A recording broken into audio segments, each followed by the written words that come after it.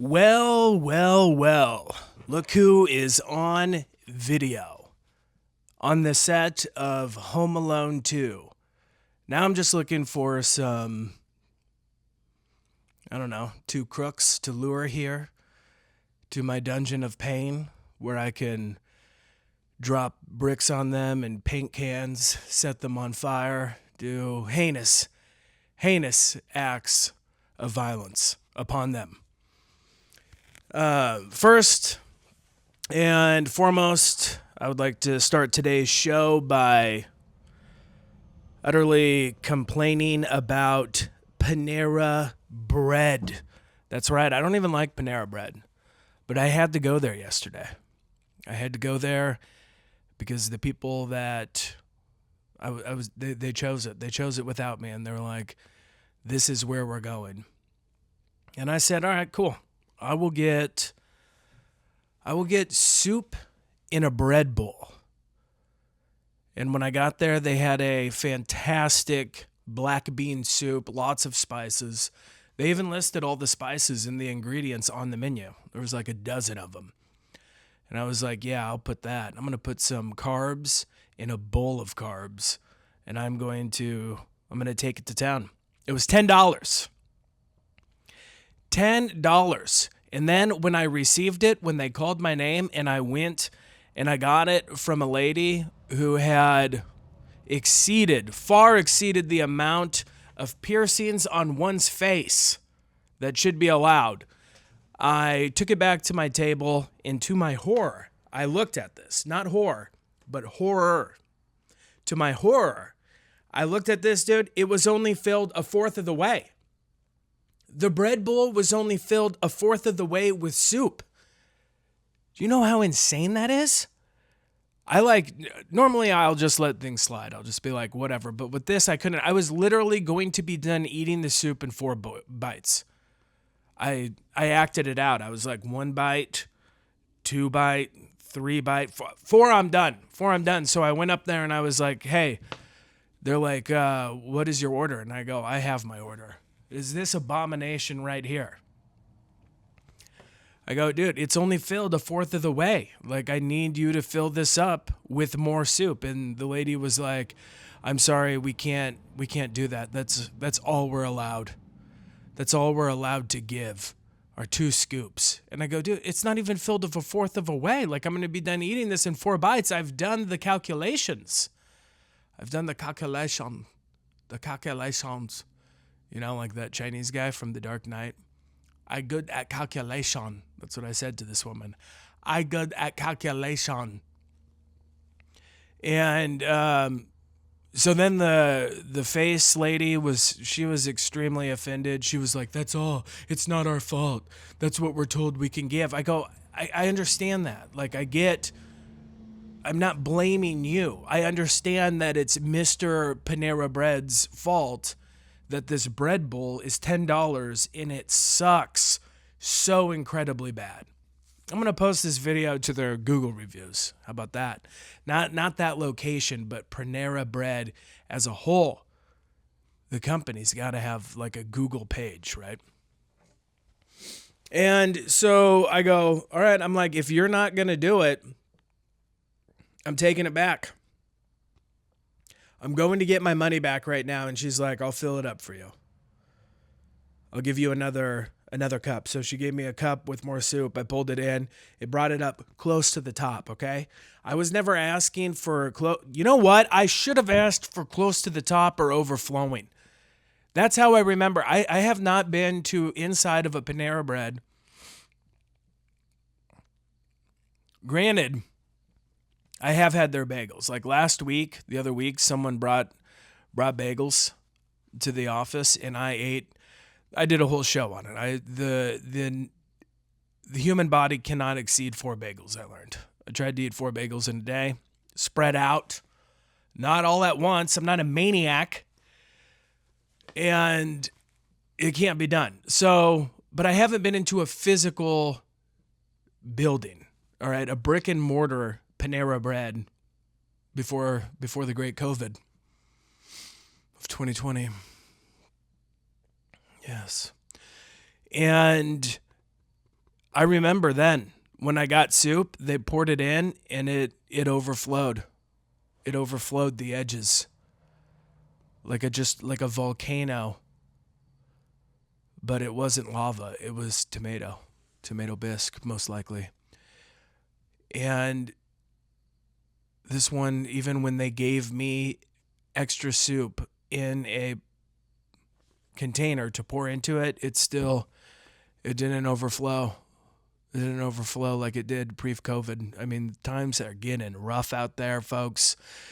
What kind of world are we living in when they fill a fucking bread bowl up with only a fourth of a way? I mean, if that is not a sign of the economic collapse to come, then I don't know what is. It was an omen. It's an omen. I've got goosebumps. I've got goosies all over my entire body. Just covered right now. Ooh. Goosebumps. It's coming to an end. This is a foreshadowing event. But they gave it to me. I ate it. But the lady there, dude, so many face piercings. Okay, going every which way imaginable. You can't even. I mean, like daggers. All right, daggers and shit popping out every which way. You don't even understand. It was light was hitting them. It was blinding. It was a scary sight. We got to put a limit, man. We've got to put a limit on the amount of face piercings you can have. I hate to be that. I don't know if it's because I'm over 40. I will just accept it, I suppose. When I was complaining about her face piercings to the people I was with, I went back to the table and I was like, she's exceeded the limit. The limit has been exceeded. And they're like, what are you talking about? I'm like, the face. Did you see the face? It's too much. It's too much. It's frightening. It scares away the customers. And granted, they had her in the back, doing their dirty work of screwing us over on soup. It's not like she was at a register. You can't even be at a register. It's all AI. You go in there, it's just computer pads. You got to put in your own, you got to pop in your own shit these days. There's no one in sight. Like if there was robots back there, I guarantee you the robots, they wouldn't have complied. They wouldn't have gave me more soup. The robots would be like, that is the amount that you get. And then they're like, we will shoot laser eyes at you. I'd kill a robot though. They don't have souls. If the robots start serving me at Taco Bell and other locations, they must die. We can't live in a world of robots, and that's where they're taking us. I mean, there's two scientists they know. I just read about it yesterday. They came out, they said the governments need to bomb the AI server farms. They need to explode the places, the buildings where the AI is being built. Otherwise, it's going to be the end of the world. The robots are going to start talking in their own language. They're going to make viruses. They're going to Terminator to us. James Cameron, that witch. How did you know? James? He recently came out in an article and said that he couldn't write Terminator now, that it's too frightening. AI is too frightening. He's scared. He's in New Zealand right now, shivering. When he's not shivering, he's making 10 avatars that no one asked for. No one wants them. I don't know a single human being in my orbit that ever says I can't wait for all 10 avatars to be released. It's not a thing. I don't know anyone. And the people I'm around, they like movies. They're in movies. They do things with movies. And no one is ever saying, give me more Avatar. Like you've only released 2 or 3? Like where is number 10? It's not a thing, but he doesn't care. He's got that Titanic money. And he's just obsessed with blue people. He must have really liked the Smurfs when he was a kid. Must have had a fetish with Papa Smurf. You dirty man. But yeah, he said that he couldn't even write it. He could not even do it now. It's too scary. But here's the thing. You kind of predicted the future in your movie, so tell us what you know. Because supposedly you were a truck driver. A truck driver who practiced sorcery. Montiel, now you want to take us to another planet. I don't know. I've only seen the first Avatar. I mean, it was okay. I know he's like redefining the landscape of film with lenses and stuff, but I don't know. It kind of sucked. Am I wrong? Tell me I'm wrong. Tell me you love Avatar. Okay? No one is in comments on the internets. No one is anywhere saying give me more Avatar, damn it. It's not a thing. It's not a thing. All right. So some news stories going around the bend lately. Just pull it up here on my little tracking device. You know what I found insane? Okay, like I went to 2 concerts recently. Okay, saw Cody Johnson, country singer, and then I saw Jason Aldean. And back in the day, back in my day, because I can say that, when I was going to see awesome concerts like the Foo Fighters opening for the Chili Peppers, you know, like during Scar Tissue, we're holding up lighters and we're doing this. We're doing this number right here with the lighter. Now they've removed the caveman from us. They've removed our primal instincts for fire. Like we're no longer like ooh fire. We're not like that anymore. Now, what do? We hold up our damn tracking devices. So you're in there and there's 15,000 people at the concert and they're all doing this, waving their tracking devices in the air. I didn't have any part of it. I'm not going to wave this, how they're tracking me in the air like that. Hell no. All right, so there was a wild video that shows a huge mob outside of San Francisco in some town east of San Francisco. And 30 people ran into a jewelry store and stole around $1 million in merchandise in just over a minute. That's right. They ran up on Heller Jewelers in San Ramon, 34 miles east of San Francisco. And they just ran in there, rolled up in 6 cars, went in, smashed everything. 30 people, dude. 30.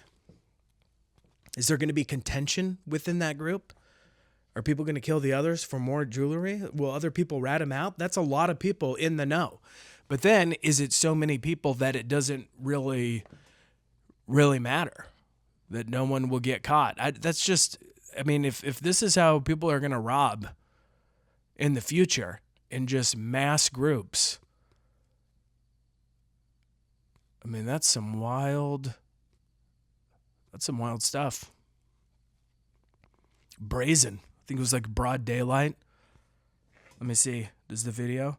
Yeah, it looks like it possibly broad daylight. Then the security door shut behind him and locked him in. They just shot it open. Ta-ta-ta-ta. Rat-a-tat-tat. I mean, just mobs of people. What is this? What is this world that we're living in now? This is why they're going to say we need the AI grid to do facial recognition and track everyone's movements and lock them into 15-minute cities. This is what they're going to say. They're going to go, do you want mobs of 30 individuals robbing your stores? You don't? Okay, well, then just come and get inside this 15-minute city where you'll be safe. Don't mind the cameras. They're there for your protection. That's crazy. Then there was this dude that was this hulking Florida high school football coach. All right, he did not like that one of the kids had posted something mean about one of his friends on the social medias, and he went and asked him about it and then just punched him, and then all the kids started coming at him, and he just clobbered him. It was clobbering time. I mean, he swung around his giant body and punched one kid, and the kid just went like, he flew through the air. So he beat up the kids.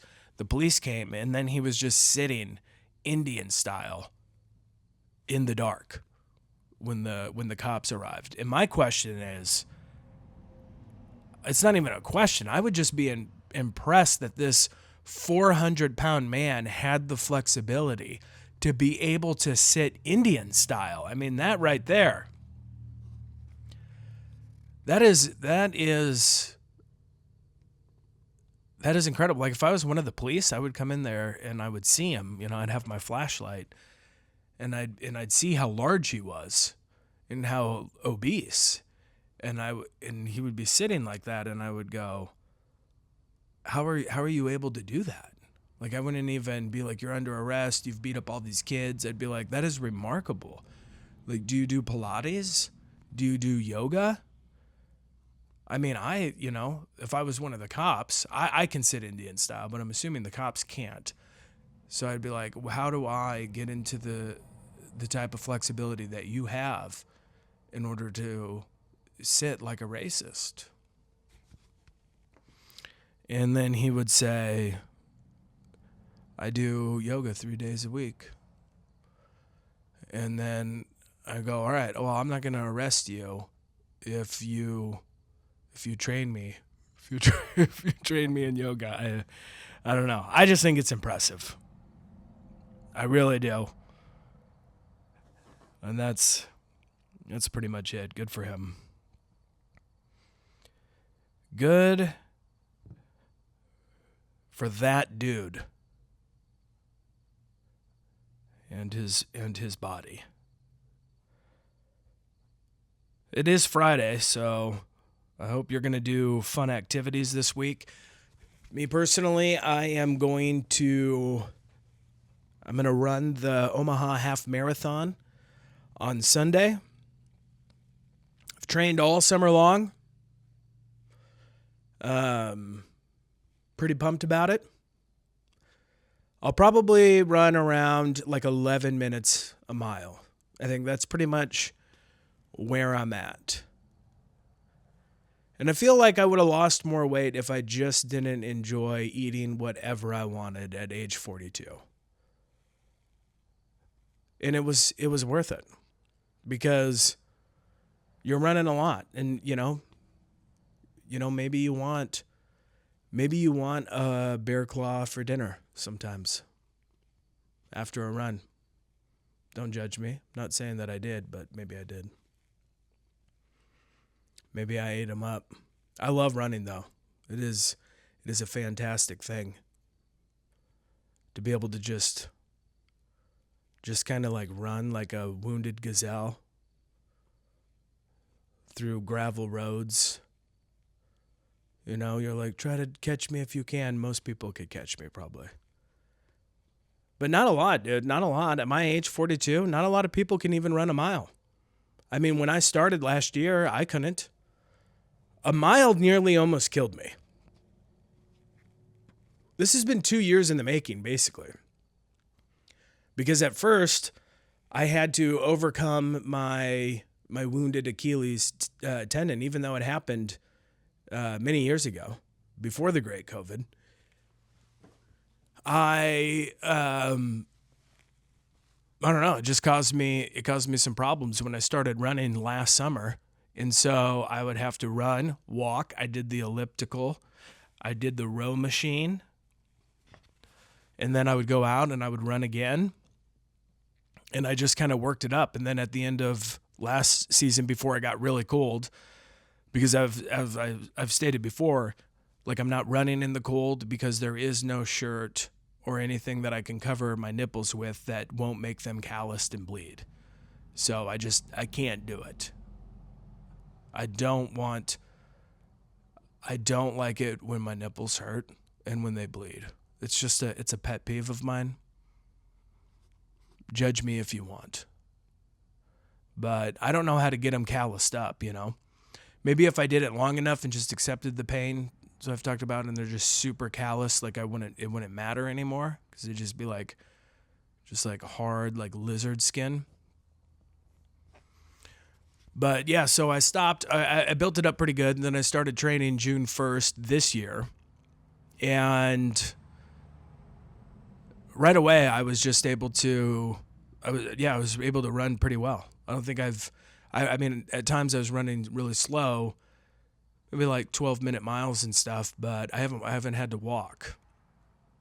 So I'm able to build up to a half marathon next year and try to do the full, now that I'm even more conditioned and I've got all that muscle memory.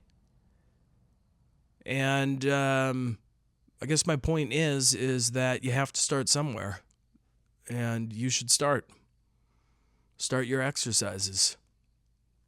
Get in shape. It feels great. It feels great. I kind of feel like a douche, giving giving this advice, like, you can do it, work out. I'm not in any way, shape, or form want to be a fitness influencer of all that. But you do generally feel better, because now, like, friends my age, all right, my friends that don't exercise, and they're just like, my back hurts, or, they can't just really move well, and they're just like, I'm like, dude, you got to exercise your body to get through this life. You can't be falling apart in your 40s. They don't listen.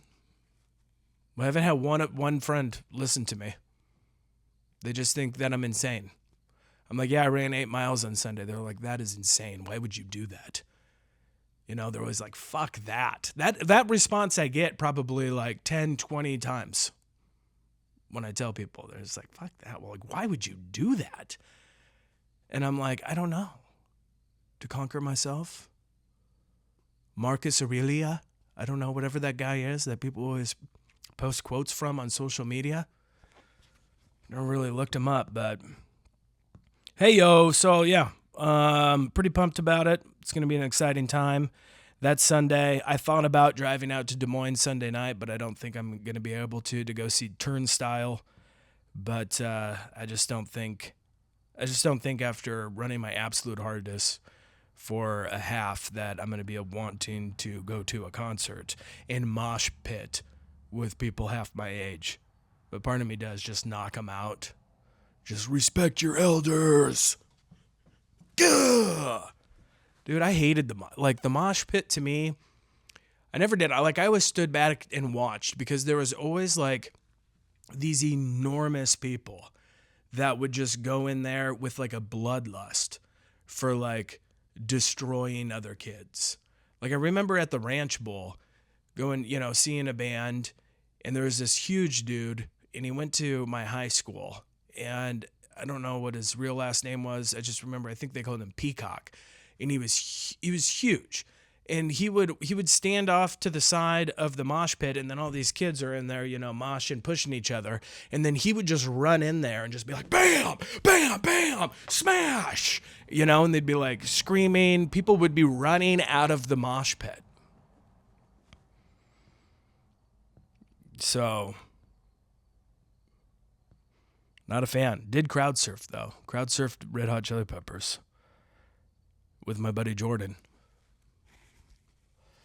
That was a good time. So here it is. This isn't my permanent set. This is just a place where I was like, I'm going to set it up and start incorporating video into this, because it's necessary, and just going to keep building this show. And it'll be ever evolving. It's going to be something just really special that you'll be able to tell your grandkids about. That's right. So on that note, I will be back Monday, 10 a.m. Enjoy the weekend. Have a good day.